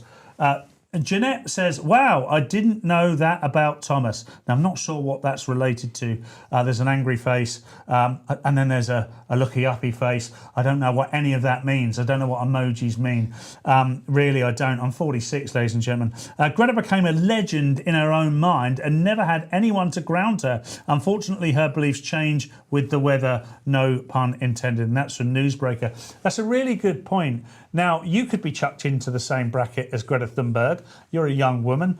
Bob, I'm sure, gets that sometimes too. Very, very, very different. Do you think that Greta has had a remarkably easy ride in life? Are you going to get the ride that Greta Thunberg got? Well, she has this gigantic platform, right? And she is demonised a lot, actually, by voices on the right, which I disagree with. I don't like Greta and her politics, but I would say I don't like it because of my own personal views, as opposed to I hate all lefties, she's just really woke, I hate her, rah, rah, rah, rah. And I'm sure that I, or young Bob, or other young voices on the right, we get the same sort of treatment and abuse from the left. I know I've seen an article written about me saying, GB News commentator, taken down a peg, ha ha, stupid right-winger, boomer, and I was like, whoa, out of literally nowhere, no substance, no argument. So we do get a lot of disproportionate abuse, but then in a way we do get such great opportunity, because I think when you're young, there's not a lot of young people involved in politics, so you are just more recognisable. And I think because there are older people in politics who look at us and see potential, they do want to help us along the way and guide us into where we may potentially end up. Yeah, look, I've no guidance at all, and if I start giving you any, just go, look, you definitely shouldn't be. You definitely shouldn't be advising anyone, let alone me. I think it's wonderful to have young voices for the very reason that it inspires other young voices. Even the negative interaction inspires other young voices. The fact that you get people saying to you, stupid right-winger, none of them could identify stupid unless they looked in the mirror. And most of them definitely couldn't identify what right-wing is. A lot of the views that you share would have been considered centre-right, centre-left when I was your age. I would still say that I am centre-right, to be honest. I'm a centrist. But people look at me and they look at my politics and they think I'm this far-right fascist, which is just ridiculous. Because to a reasonable person, they'd look at me and say, oh, she's a centrist. Well, I mean, do you ever speak to anybody your age outside of our little bubble? Yeah. And do they talk to you about politics, and what do they say? So I've got loads of girlfriends who... Me too. Loads of girlfriends. I know what you mean, yeah. It's difficult out there. They're always blowing up my blower, oh my God. But loads of my mates, they hate politics, and a lot of them are actually on the left. So we disagree massively on politics, but they are all so supportive of me, regardless of my political beliefs. They've never hated on me for being right-wing. They do think I'm a bit extreme, especially in terms of immigration, but I always say, well, this is just a state of our country now. And even they, as one of my mates, she is so left-wing, bless her, but even she can say, okay, I think there's something going on here with immigration. And all of my friends, even if they are left-wing, they're very supportive of me. Left wing is kind of a very comfortable place to be. And I think a lot of people like to be comfortable. Yes. And they like to be liked. Young people who are not too engaged in politics, they know the script. Free Palestine, that's something that people will just comment under every single post. And if you go against that, then people will hate on you because that's not comfortable. That's not the appropriate answer. I said something like, I don't agree with importing the politics of Gaza into council chambers when councillors have a responsibility for your flipping bins and your housing and your waste, not Gaza. And the amount of abuse I got from young people all over TikTok was astounding. But when you do engage with them in debate, it's quite interesting because they don't have any reason as to why they say that. It's because it's the consensus. Yeah. And it's easier to be a sheep than it is to be a wolf alone, I guess. Yeah, no, it is. And it's because when you step outside of that comfort zone, you are attacked. But once, and it's not always physically, it's just people around you will say, how could you possibly believe that? And they'll start using words like fascist and racist and stuff like that, which for a very long time have worked, but I think are working a lot less now. Do you get called these things? Yeah. Do you know what? I actually love getting hate comments. They just really make me laugh. It's like water off a duck's back. I could not care less because when Margaret Thatcher had a great quote, I can't remember it from the top of my head, but she said something like, once they have resorted to insults, you have basically won the argument because they can't think of anything more clever to say. Absolutely. What do you think of Margaret Thatcher? Love her. Love her. Love her. Love her. Margaret Thatcher, milk snatcher, love her all day long. Yeah, well said. Look, I asked the question at the top of the show, has anything improved in the last 20 years? On X, Martin Edgar said, the weather, it seems to be getting warmer, which is great because I hate the cold. He put something before hate, but I don't want to demonetise. Zarada said, that is a tough one, to be fair, Paul. Thank you. I would have said cars if it were not for those electronic milk floats these days. My go-to then would be the British Touring Car Championship. We are seeing a generational talent in Ash Sutton. I'm only aware of Ash Sutton because he occasionally pops up on the sports pages, but I believe our motor racing is in fine taste. Well, maybe cars are improving. I think what's going to happen with cars is going to become very interesting over the next 5 to 10 years because at the moment, Mike Graham talked about this on his show just last week, actually, but he's talking about buying a new car. Now, if they're going to get rid of cars, fossil fuel powered cars like petrol, etc., then why would you buy one now if you've got to get rid of it by 2030? By the way, 2030 is only 3 and a bit years away. Oxy, I've got one. Go on, mate. Independent media. Why am I not saying that? Independent media is definitely a wonderful, wonderful thing. We wouldn't be here without it. And by the way, thanks so much. The numbers are great again today. Lots of you stayed from the Mike Graham show. Lots of you are coming over from UK Live Online. Don't think for a minute that we take any of that for advantage. I'm just going to quickly go to the news again and then we'll be back with Leo Kurz. Tributes are pouring in for 2 police officers killed in a tragic A66 crash near Middlesbrough over the weekend.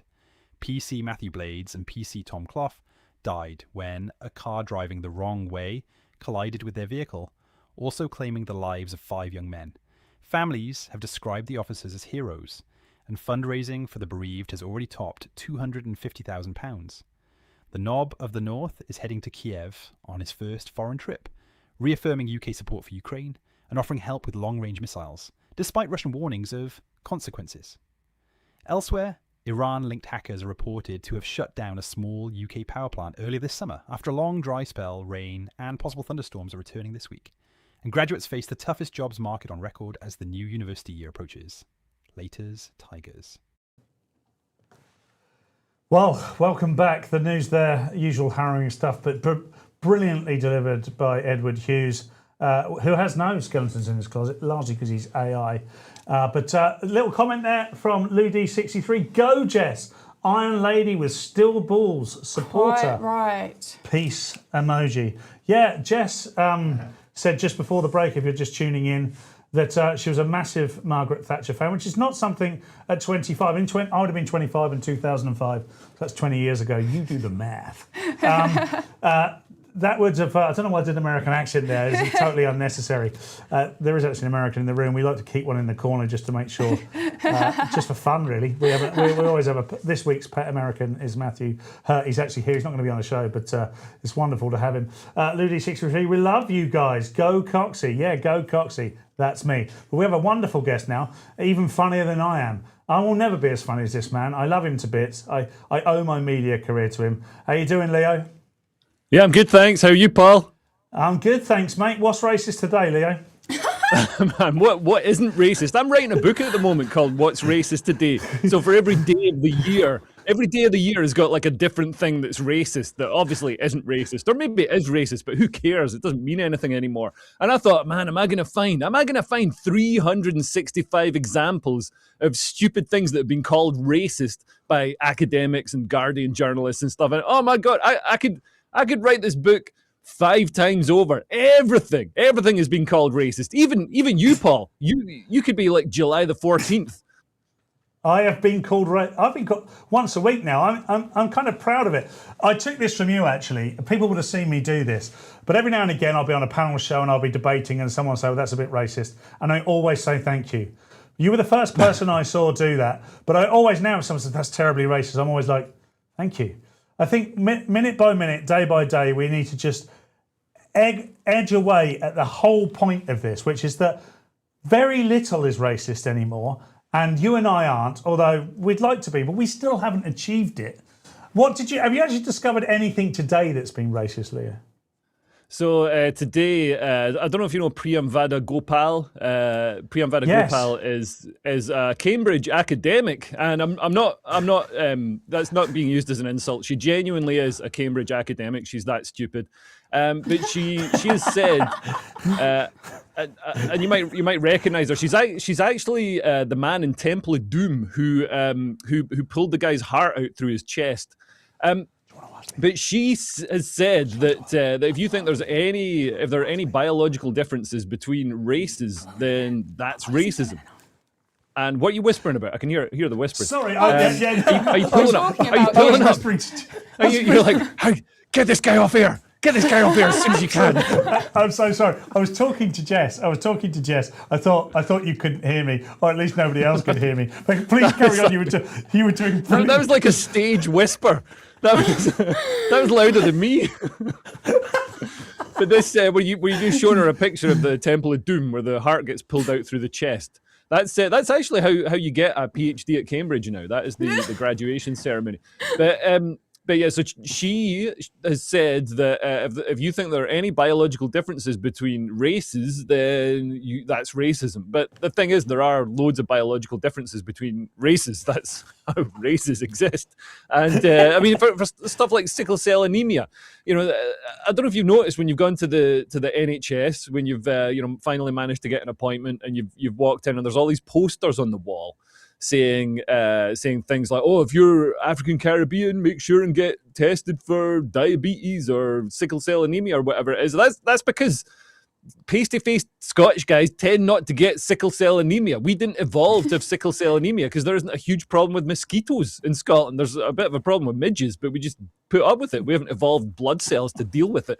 So there are differences between races. Skin colour is a biological difference. What does she think skin colour is? Do you think there's, skin colour is randomly assigned and, it just so happens, just by chance, all the black people are black? nonsensical. But we Incredible. know now I that. just- Go on, mate. Well, academia isn't about facts anymore. It's not about biology. No, of course it's not. Things like No, that. It's about it's ideology. It's a religion that it's got its blasphemers, and it's just about inculcating people into this ideology that bears very little relation to actual empirical observable science. Yeah, I actually discovered this weekend that 48% of black women in America have herpes. I'm not going to tell you how I found that out, but that is also racist, Leo. Jess Kane is here with me. I don't know if you've met Jess before. Jess, meet Leo Kearse. Leo Kearse, meet Jess Kane. Obviously, I just have beautiful women on the show, Leo. That's my modus operandi now. But Jess does have a question. Thank you for gendering me correctly. Leo, have you read a lot into academia and works on gender and race? Because I actually find this very interesting myself. My undergraduate dissertation was actually on the white working class, and how the white working class have been written about in academia is really quite interesting. There was this book I read, actually. I cannot remember what it's called, something like Imperial Lace, Imperial Leather, and it's got a really kinky name. I've got that book in the bathroom. It's a soap. But it's about the racism that people of colour face. But there was a really interesting chapter on how white working class people back in the day actually faced racism themselves, because when in Victorian novels, for example, when they used to say, oh, Heathcliff, he was considered to be dark complexion, that was because some white people were darker than other white people and they would suffer some sort of stigma. Also, the working class as a whole were sort of looked down a lot. I did a lot of research for this for my dissertation. People don't really discuss this anymore when they talk about the politics of racism and how it's evolved in academia, with wokeness sort of taking over it. So I was wondering if you'd had any thoughts on that. Yeah, well, people who used to work in the fields, used to go out in the boats or whatever, they'd naturally be darker because they're out in the sun all day long. Even if it's the Scottish sun, it's still gonna have an impact. Yeah, you see this back home with the guys who build the dry stone dikes, and the farmers tend to be a bit swarthier, like Heathcliff in your description there. And it's interesting when you go to places like Vietnam, you see women working out in the paddy fields and quite extreme heat, still wearing gloves and wearing face coverings and wearing the hats, what are they called? Carrying those big bales on their back as well. I went to Vietnam in February and March, and I was like, what? They're working so hard in these extreme conditions. Yeah, the bales aren't to stop the sun, but the clothes that they wear, the hats and the face coverings, are to stop the sun, stop their skin being darkened, because in societies like that, and I guess in British society up to about 150 years ago, if you had darker skin, then you were seen as a manual labourer. You're somebody who's out in the fields all day getting that darker skin. So it'd be seen as a sort of lower class thing. And now it's reversed. Now, if you're wealthy, you can afford to go abroad and get a suntan. Then that's seen as a mark of wealth, a high status thing. Well, I picked up on something that you'd put on X this morning. John Harris was talking about going for a walk in the Peak District, and he just, for whatever reason, as we all do when we're walking, seemed to notice the skin colour of everybody walking past, and said the landscape was striking, but so was the diversity of the hikers. We can make this the new normal, and we should, Leo. Oh my God, nauseating. The nauseating, oh my God, I'm so wonderful because I walked past some Pakistani men barbecuing a goat. We know. I've seen this before. I didn't even need to go to the Peak District. I've seen it in Richmond, walking around the nice leafy parts of Richmond when I lived in Richmond, and the littering I saw, and I only shouted it. I remember I shouted it I assume he was Indian. I'm basing that purely on my own bigotry. But, he shouted at this Indian guy. I called him a dirty cunt. Oh, sorry, shouldn't swear. Sorry. But But he there's- dropped there's litter. swearing, Leo, and then there is Scottish swearing. Yeah. Yeah, but sorry, I shouldn't have sworn. But like I swore at him. He dropped litter on the ground in like a beautiful, picturesque street. And these are the cultural differences. Driving around London, this is why people are noticing differences. It's not from anything they've seen online. It's not from TikTok or Elon Musk buying Twitter or anything like that. Driving around London, if I see somebody throwing litter out of their car window, I pull up. I have a look to see what they look like, and my racism is never wrong. It's there's differences between different cultures, so we need to recognize that. And for this Guardian guy to be like, it's so wonderful, man. I've heard so many people. I've seen so many videos. I've seen so many photos of littering and disrespect of the countryside that you wouldn't get from the average white British guy with a broomstick up his ass, because he's gonna be more polite and more respectful, because that's just what's in our culture. Well, this is it, isn't it? And you know what? Sometimes white guys just go for a walk in the country to get rid of everyone else.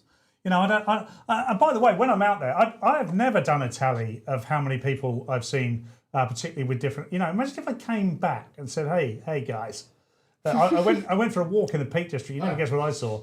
26 brown chaps." I think possibly 4 gay brown chaps as well. There is absolutely no one doing that whatsoever. How is a Guardian journalist finding themselves in this position where they think that's okay? And are brown people in the countryside going, why is this white bearded gook looking at me and counting how many of us there are in my family group? Yeah, and also, for a fact tomorrow the Guardian will run a piece saying, the countryside is racist because there aren't any brown people there, and that's because of systemic racism and barriers to brown people getting into the countryside, and they're just called gates and fences, and white people manage to get over them.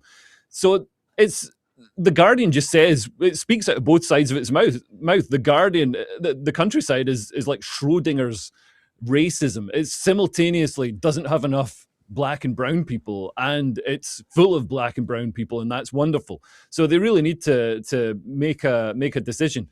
But yeah, I think we know, when I've been for walks in the countryside, well, half the time it's been with my family who are half Indian, so they have no problem going for a walk in the countryside. There's no problem with access to the countryside. They're very British Indian, by the way. We'd like to apologise for anybody that's been affected by finding out that Leo Kearse's family are not entirely white and Scottish. We apologise profusely. Had we known before coming on air that was the case, we would never, obviously, have spoken to Leo and his disgusting family. Look, mate, what have you it's got interesting that No, go on now, carry on. Tell us what all have I about got it. We've just got the image on screen. Oh yeah, well, I was just going to say, so my uncle came across to Britain in the early 70s, I think it was, and I think how long ago was that? Like 50 years? Like, I think back then, because it was harder to emigrate, to get to Britain. You got people who really wanted to go and had the means to come here, and also the British Empire was still inculcating British values in the people around the empire. So my uncle comes here. He's very, very British already before he gets here, because he's been part of the empire. He really believes in Britain. He's a high quality immigrant. He's a really smart guy, hardworking, totally shares our values, and I think people got lulled into a false sense of security because we had some high quality immigration back then. Then Tony Blair turned on the spigots, and now we're just getting. Now it's almost the opposite. High quality immigrants aren't trying to get into Britain. There's better countries to get into, so we're getting whoever turns up. And we really need to start operating Britain a bit like a nightclub and have some sort of door policy. People do often shout the words Civ and Nat at me, and sometimes at you, Leo. But for the reason I never get offended by that is because of that story you've just told. That obviously I was aware of your uncle. But irrespective of that, the idea that we can't have the best of the world coming here, irrespective of their background, is for the birds for me. I'm quite happy for that. And what's happening now is not that. The problem we've got now is that under that, under the guise of that, they've just enabled third world, sub-Saharan immigration, which is basically ripping apart the very fabric of everything that's been built in this country.